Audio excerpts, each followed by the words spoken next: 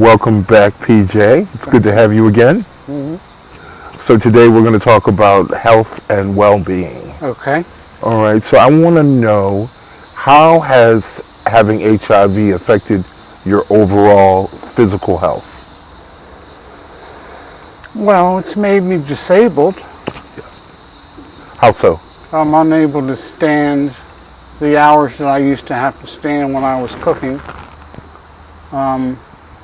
I can't sit for long periods of time because it affects my back. I have very little cushion to sit on, so my bones get Get a little, get achy. get achy. Mm. I understand that.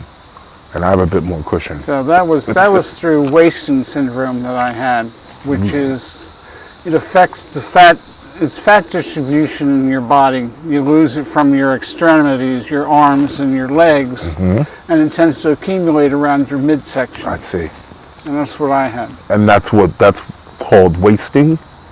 Well, wasting is losing more than 10% of your body's weight in a Okay. short period of time. What I had was fat accumulation around my midsection, Okay. my belly. And what caused that specifically? I think it was caused by protease inhibitors.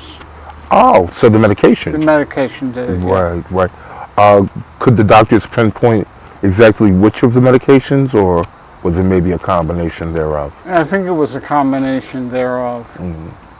Wow. And it's a secondary thing. It didn't affect my ability to breathe, eat, perform my daily functions. I see. So it wasn't considered a pressing issue. Right. So has having HIV brought about any other physical ailments? No, I can say that it hasn't. Fantastic. And again, you've been living with HIV for, 33 plus years. yes. And you have been non-detectable for how long? 25 years. Wow. And that's really important to note, because we all know that when you are undetectable, that means that you are not able to transmit the disease Yes. to others. Yes. You're Right. untransmittable. It's the new U equals U. Yes, Mm-hmm. yes.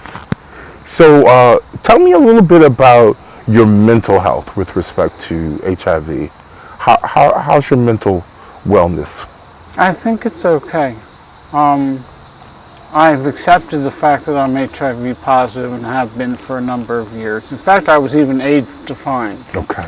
which is a CD4 count of below 200. Yes.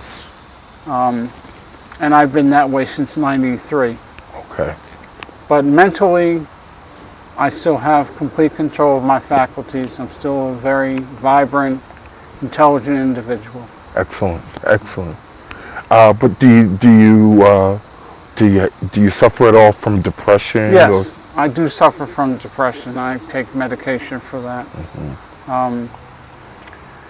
It's a lot to have to live with for such a long period of time, and not knowing what the future holds. You just have to keep going along. It's like riding a bike down a path, and Right. wherever it leads, it leads. It leads, yes. And it's a long, windy road, isn't it? It is. Well, let's go down that path a little bit. Okay. And let's talk about your diet and nutrition with respect to HIV. Okay. Tell me a little bit about how having HIV has affected what you eat, how you eat.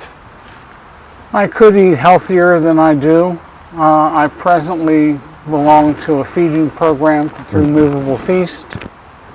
And it provides me nutritious meals for twice a day, 7 days a week. That's really brought about. That caused me to lose about 50 pounds of excess weight that I had that I was carrying around. So that's helped a great deal. Right. I eat as many fruits and vegetables as I can. I don't eat much meat.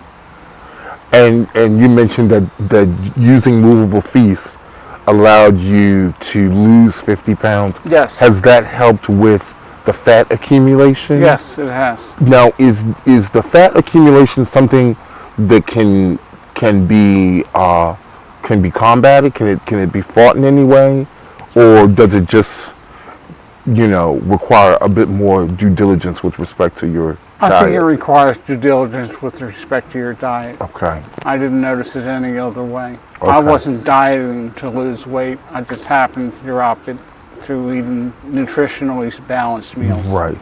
Now, speaking of the movable feast, this is interesting. Did they? What's that process like? Did they come out and assess you, or how? No, it's a referral from your doctor that says that you're medically fragile and you can't take care of yourself without assistance. That's it. Is basically how it started out, and it continued because I was precarious in my overall feeding habits and things at the time, Right. and it became somewhat of a emergent need for me. I see. So the doctor prescribed movable feast to me, and through their nutritionally balanced meals, it's helped me to maintain better health, better weight. Right. Right. And do you find the meals healthy and tasty? And I find the meals to be nutritionally balanced. okay. Okay. That's like asking if hospital food is tasty or healthy. It depends on who you talk to. It's nutritionally balanced, Yes. which is the important thing. Absolutely. But you have condiments that you can use to spice things up. Sure. And that's funny. That was a very politically correct way to answer the question. So, speaking of the nutrition with respect to HIV, how has your medication regimen played into what you eat and when you eat it and how you eat it? Can you give me a little more information about that? Other than the time of day that I take the medication, like I take my morning dosage with a meal in the morning with breakfast, and I take the evening dosage with a meal at dinner time. Okay. It hasn't really had much of an impact. I've been very lucky to have been able to tolerate most of the medication that I've been on most of my life. Okay. And there are no foods that you have to avoid. Yeah, I have to avoid grapefruit, Okay. but that's off of another medication that's not HIV related. I see. Wow. And I guess in conclusion, I would just like you to give a word of advice, if you will, to someone else newly infected. What would you tell them to do with respect to their health and wellness? I would when it comes suggest to they having eat a HIV? balanced diet, exercise when possible, Yes. even if it's just taking a walk. Yes. That's sufficient exercise if you do it on a regular basis. It keeps your stamina up and keeps your mental health good. Yeah. I think overall you'll find you'll be very successful in life. Yes, I agree. Well, thank you again. You're welcome. It's good to see you again. Good to see you too. Yes, and we'll see you again soon. Okay. Thanks so much. Mm-hmm.